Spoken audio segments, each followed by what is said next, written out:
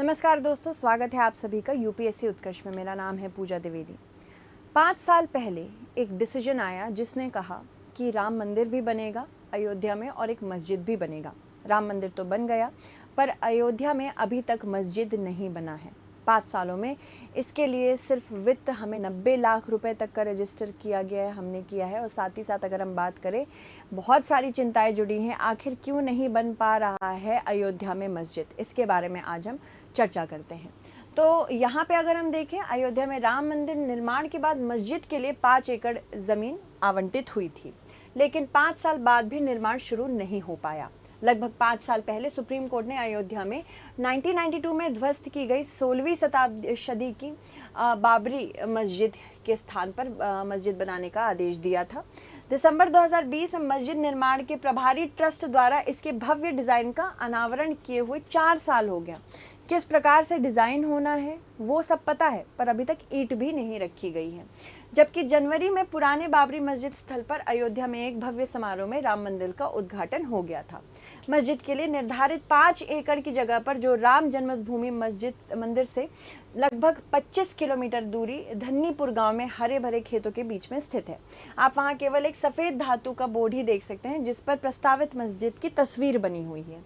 दर्शकों, पुराने बाबरी मस्जिद राम मंदिर विवाद को सुलझाने वाले शीर्ष अदालत ने 2019 में एक फैसला दिया था जिसमें बताया गया था नई मस्जिद के प्रति मुस्लिम समुदाय की उदासीनता एक सबसे बड़ी चीज़ है, यानी कि वो उस मस्जिद को वहीं बनाना चाहते हैं, पहली चीज़। दूसरी चीज़, मौलवियों की दुश्मनी, प्रशासनिक झगड़े और धन की कमी के कारण मस्जिद का निर्माण अभी तक निलंबित है। धनीपुर की बात करें, इसके स्थानीय निवासी कहते हैं पिछले साल गणतंत्र दिवस पर कुछ मौलाना यहाँ आए थे, उन्होंने तस्वीरें खींची और चले गए। तब से यहाँ कोई नहीं आया।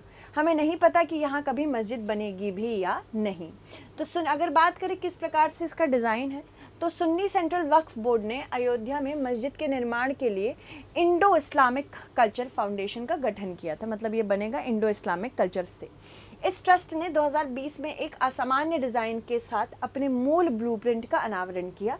अयोध्या मस्जिद का नया डिज़ाइन पुणे के आर्किटेक्ट इमरान शेख ने तैयार किया है। पारंपरिक 3 गुंबद वाली बाबरी मस्जिद के विपरीत नया डिज़ाइन आधुनिक और भविष्योन्मुख होगा। प्रस्तावित मस्जिद अंडे के आकार की संरचना थी, जिसमें भारत के कई हिस्से में मस्जिद वास्तुकला की तरह कोई गुंबद या मीनार नहीं थी।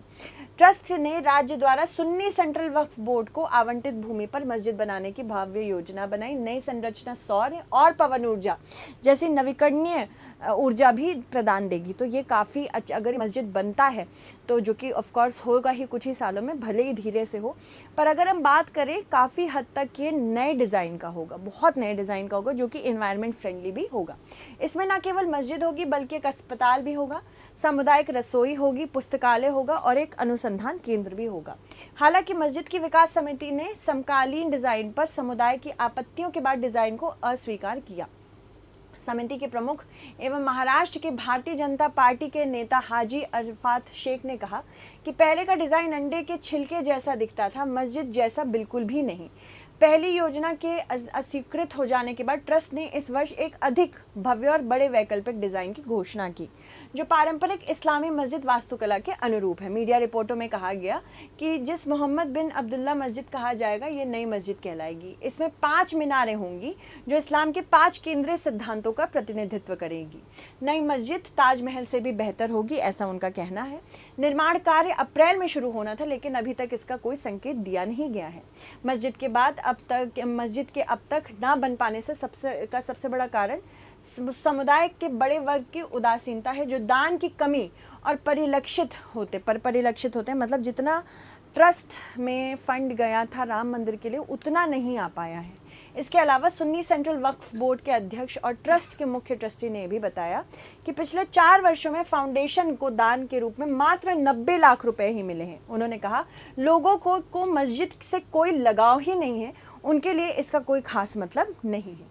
इसके अलावा हमने लोगों को मस्जिद से भावनात्मक जुड़ाव महसूस करने की कोशिशें भी की, पर ऐसा कुछ हो नहीं पाया, या हमारे पास मौजूदा फंडिंग जो भी इनको मिली है उससे ये पता लगा रहे हैं। धन की कमी के कारण फाउंडेशन को एक अस्पताल, संग्रहालय और अनुसंधान केंद्र सहित एक भव्य परिसर का निर्माण करना छोड़ना पड़ेगा। IICF के सचिव और ट्रस्टी अतहर हुसैन ने कहा, इसके लिए हमारे पास मौजूद धन से कहीं ज़्यादा धन की ज़रूरत है। अगर जिस तरह से डिज़ाइन किया गया है वैसा बनाना है तो बहुत ज़्यादा इसमें फंडिंग की ज़रूरत होगी। इसलिए हम अभी मस्जिद के निर्माण पर ही आगे बढ़ने की योजना बना रहे हैं। लेकिन सिर्फ मस्जिद निर्माण पर भी कम से कम 6 से 7 करोड़ रुपए खर्च होंगे और उससे हम बहुत दूर हैं। ट्रस्ट के एक अन्य सदस्य ने बताया कि ट्रस्ट ने विदेशी अंशदान विनियमन अधिनियम 2020 के तहत विदेशी धन प्राप्त करने के लिए गृह मंत्रालय से अनुमति के लिए आवेदन भी किया है। उन्होंने कहा, सच कहूं तो यह हमारी एकमात्र उम्मीद है। देश के भीतर से कोई भी व्यक्ति किसी भी महत्वपूर्ण तरीके से आगे नहीं आ रहा है और इसी वजह से वो उदास हैं। ट्रस्ट के सदस्य बोल रहे हैं, बाबरी मस्जिद के स्थान पर दूर दराज निर्जन स्थान पर 5 एकड़ जमीन स्वीकार करना हमारी हार है और अपमान की स्वीकृति भी है। यही एक बड़ा कारण है कि लोग इससे जुड़ नहीं पा रहे हैं। ट्रस्ट की चिंताएं भी हैं। ट्रस्ट के सदस्यों का कहना है कि यदि ट्रस्ट को समुदाय के भीतर लड़ाई लड़नी पड़ी है तो राज्य के साथ भी उसका अनुभव सहज नहीं रहा है। उनका कहना है कि मस्जिद का निर्माण नौकरशाही के देरी में फंस गया है। ट्रस्ट के सदस्य ने कहा, सबसे पहले सुप्रीम कोर्ट ने कहा था कि मस्जिद के लिए निर्धारित भूमि अयोध्या के प्रमुख स्थान पर होनी चाहिए, लेकिन वो काफ़ी दूर है। कुछ महीनों बाद ADA ने उन्हें, अयोध्या डेवलपमेंट अथॉरिटी ने बताया कि उन्हें ऑनलाइन आवेदन करना चाहिए। उन्होंने कहा, फिर हमने ऑनलाइन आवेदन किया और उन्होंने कहा कि विभिन्न विभागों से NOC लेने की आवश्यकता होगी या 1 साल से अधिक का समय चला आ रहा है। इसके अलावा एक अधिकारी ने कहा, शुल्क सिर्फ 1 करोड़ रुपए। यहाँ पे इसके अलावा उन्होंने राम मंदिर ट्रस्ट का जिक्र करते हुए कहा, यह निश्चित रूप से मंदिर ट्रस्ट के साथ किया गया व्यवहार नहीं था। जिस तरह से मंदिर ट्रस्ट के साथ व्यवहार किया जा रहा था, इनका ये कहना है कि मस्जिद ट्रस्ट के साथ ऐसा व्यवहार नहीं किया गया था, बहुत जल्दी पारित कर दिया था। हालांकि ADA अधिकारियों का कहना है कि फाउंडेशन राज्य सरकार को विकास शुल्क का भुगतान करने से इनकार भी करता है, जो प्रक्रिया शुरू करने के लिए एक शर्त है। एक अधिकारी ने कहा, शुल्क सिर्फ 1 करोड़ रुपए है, लेकिन वे कहते हैं उनके पास या है ही नहीं। दिल्ली के एक महिला रानी पंजाबी ने दावा किया है कि मस्जिद निर्माण के लिए वक्फ बोर्ड को आवंटित की गई जमीन उनकी है।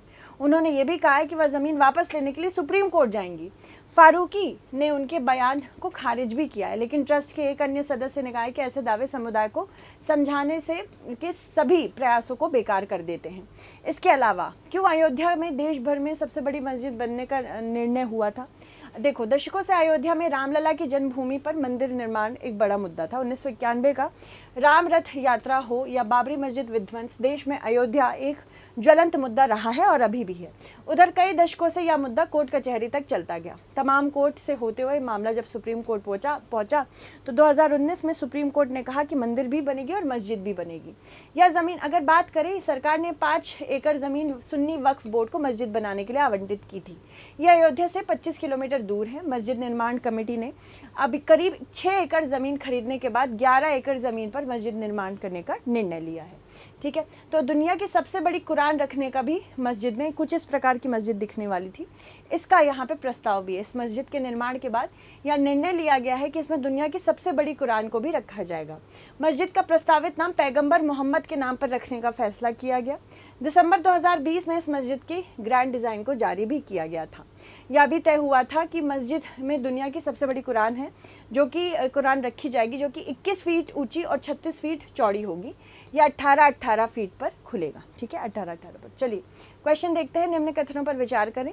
अयोध्या मस्जिद का नया डिज़ाइन पुणे के आर्किटेक्ट इमरान शेख ने तैयार किया है। सुन्नी सेंट्रल वक्फ बोर्ड ने अयोध्या में मस्जिद के निर्माण के लिए इंडो इस्लामिक कल्चर फाउंडेशन का गठन किया। तो आपको बताना होगा इनमें से कौन सा कथन सत्य है। So thank you so much everyone, stay updated.